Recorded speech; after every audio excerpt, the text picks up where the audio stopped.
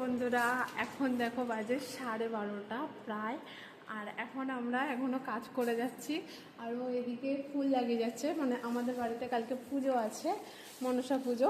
তো ওর জন্য আর আমি ওকে টেপ কেটে দিই একটুখানি।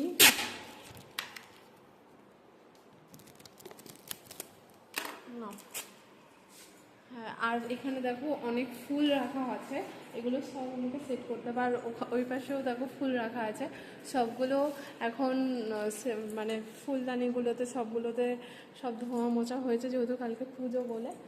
আর ওকেও অনেক খাটতে হচ্ছে, এখানে অনেক কষ্ট হচ্ছে বেচারা ছেলে।